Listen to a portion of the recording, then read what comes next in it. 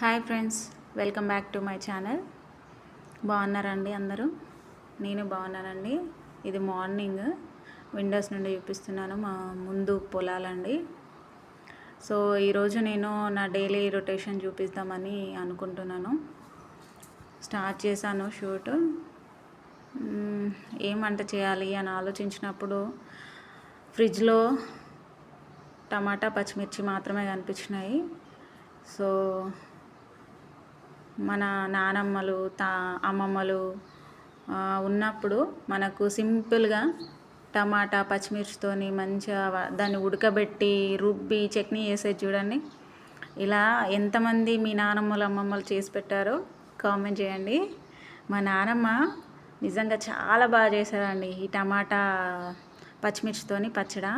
అప్పుడు రోలు ఉండేది కదా, సో రోట్లో వేసి మంచిగా రుబ్బి ఇచ్చేది. ఎంత టేస్ట్ ఉండేదో. మా నానమ్మ ఏ వంట చేసినా బాగుండేదండి నిజంగా. సో నేను ఈరోజు మా నానమ్మ చేసిన టమాటా పచ్చడి చేయాలని మీకు చూపించాలని స్టార్ట్ చేశాను. సో మనం ఎంతమంది ఉన్నామో దానికి తగినట్టుగా మనం ఈ టమాటాలు పచ్చిమిర్చి తీసుకోవాలి. నేను కొంచెం నా గెస్ట్తోని మాత్రమే తీసుకున్నాను. వెదర్ కూడా బాగుంది. సో విండోస్ డోర్స్ అన్నీ ఓపెన్ చేశాను. అలా చిన్న చిన్న ముక్కలుగా కట్ చేసుకొని పచ్చిమిర్చి టమాటా కట్ చేసుకొని ఒక బౌల్లో వేసి రెండు కలిపేయాలండి. కలిపేసుకొని 1/2 టీ స్పూన్ పసుపు, 1/2 టీ స్పూన్ సాల్ట్ వేసుకోవాలి. కొంచెం సాల్ట్ అయితే ఫస్ట్ తక్కువగా వేసుకోండి, ఎందుకంటే అది ఉడికాక దగ్గర పడుతుంది కదా, అప్పుడు మళ్ళీ కలిసిందో లేదో చూసుకొని ఇంకాస్త వేసుకోవచ్చు. సాల్ట్ ఎక్కువైతే మాత్రం మనం అది ఎంత టేస్ట్గా చేసినా కూడా బాగుండదు. చాలా ఎక్స్పీరియన్స్ చేశాను. ప్రతి ఒక్కరూ ఫేస్ చేసే ఉంటారు. సో ఇలా సాల్ట్ పసుపు వేసాక 1 టేబుల్ స్పూన్ ఆయిల్ వేయాలండి. వేసి దాన్ని కలిపేసి స్టవ్ ఆన్ చేసి సిమ్లోనే పెట్టాలండి.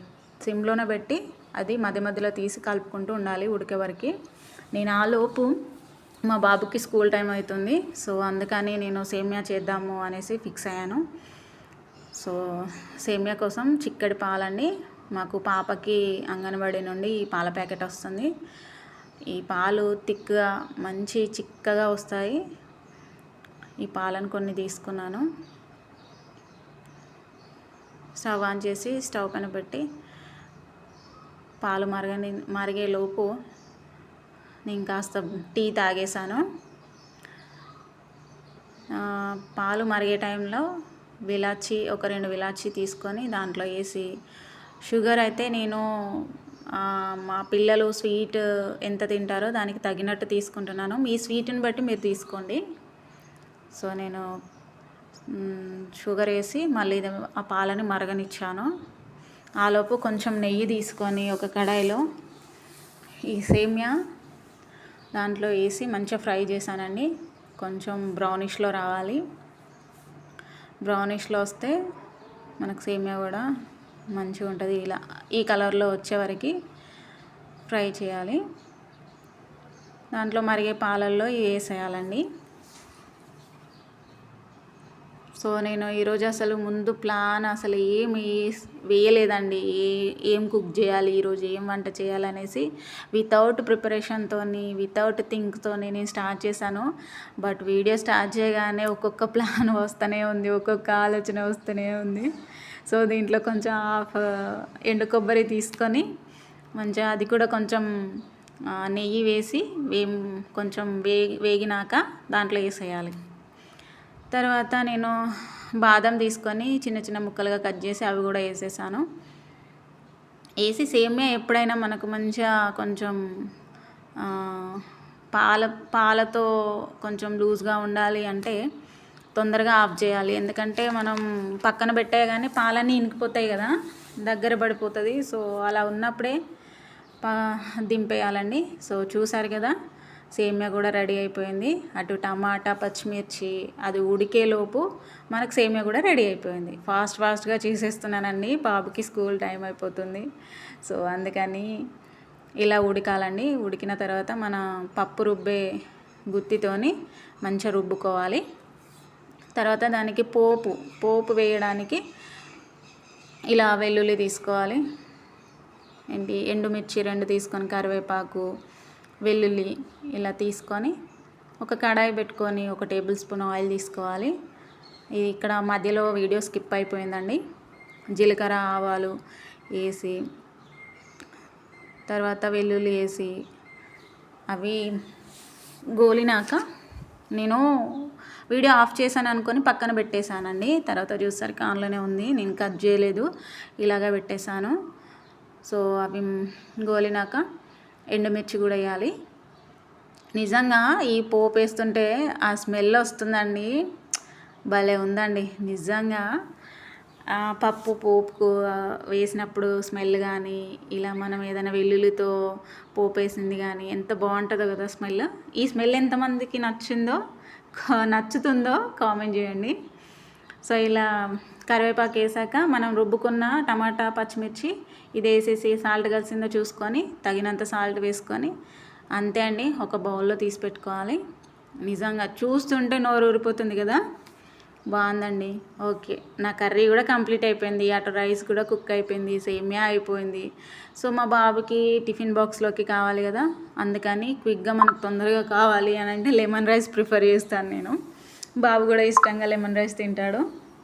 సో లెమన్ రైస్ కోసం నేను చిన్న ఆనియన్, పచ్చిమిర్చి, కరివేపాకు కట్ చేసి పక్కన పెట్టేశాను. తర్వాత నేనైతే పోపుకి వేయనండి, అందులో మనకు మాడిపోతుంది కాబట్టి నేను సపరేట్ కొన్ని వేరుశనగలు తీసుకొని అవి వేంపుకొని మనం తీసుకున్న అన్నంలో అవి వేసేయాలి. తర్వాత పోపుకి మినప్పప్పు కొంచెం వేస్తా, పిల్లలు చాలా ఇష్టంగా తింటారు. మినప్పప్పు కూడా కొంచెం గోలినాక రైస్లో వేసుకొని 1/2 టీ స్పూన్ సాల్ట్ వేసుకోవాలండి. ఆయిల్ సరిపోకపోతే కాస్త ఆయిల్ వేసుకొని దాంట్లో పోపు దినుసులు వేయాలండి. వేసి ఒక 2 పచ్చిమిర్చి, ఆనియన్ చిన్నది. ఎందుకు తక్కువ క్వాంటిటీలో తీసుకున్నానంటే బాబు పచ్చిమిర్చి పక్కన తీస్తాడు, కరివేపాకు పక్కన పెడతాడు, ఆనియన్ పక్కన పెడతాడు, కాబట్టి నేను తక్కువ క్వాంటిటీలో తీసుకున్నాను. మీ పిల్లలు కూడా అలాగే పక్కన తీస్తారా? ఇది కూడా నాకు ఒకసారి కామెంట్ చేయండి. మా బాబు అయితే అన్నీ పక్కన తీసి పెట్టి తింటాడు, నేను తినిపిస్తే మాత్రం అన్నీ కలిపి తినిపిస్తాను. సో తగినంత పసుపు తీసుకోవాలి, 1/2 టీ స్పూన్ పడిందండి నాకు పసుపు. సో ఇప్పుడు మనం పక్కన పెట్టుకున్న రైస్ని దీంట్లో వేసి మంచిగా కలిపేసేయాలి. సో నేను లెమన్ రైస్ అన్నాను కాబట్టి ఒక లెమన్ తీసుకున్నాను. మంచిగా ఒక లెమన్ మొత్తం నేను దాంట్లో వేసేస్తానండి, ఎందుకంటే బాబుకు ఎక్కువ పుల్లగా ఉంటేనే ఇష్టం. సో కొంచెం కొత్తిమీర వేసి, ఇందాక నేను కర్రీలో అంటే టమాటా పచ్చడిలో నేను కొత్తిమీర వేయలేదు కదా, ఇప్పుడు కొత్తిమీర వేసాను, చూపిస్తున్నానండి. సో ఇది ఒక లెమన్ మొత్తం దాంట్లో వేసేసి, తక్కువ పుల్లగా కావాలి అంటే 1/2 వేసుకోండి. మా బాబుకైతే ఎంత పుల్లగా ఉంటే అంత ఇష్టంగా తింటాడు. సో అందుకని ఒక లెమన్ మొత్తం దాంట్లో వేసాను. సో నిజంగా అనుకోకుండా కూడా నేను ఆన్ ది టైంలో నా వంట కంప్లీట్ చేశాను. నిజంగా మనం ఒకరోజు ముందే రేపు ఏం వండాలి అని ఆలోచించి పెట్టుకున్నాం అనుకో ఈజీగా అయిపోతుందండి. కానీ ఇటు వీడియో షూట్ చేస్తూ అటు వంట చేసుకుంటూ నిజంగా ఆన్ ది టైంలో నా వంట కంప్లీట్ అయిపోయింది.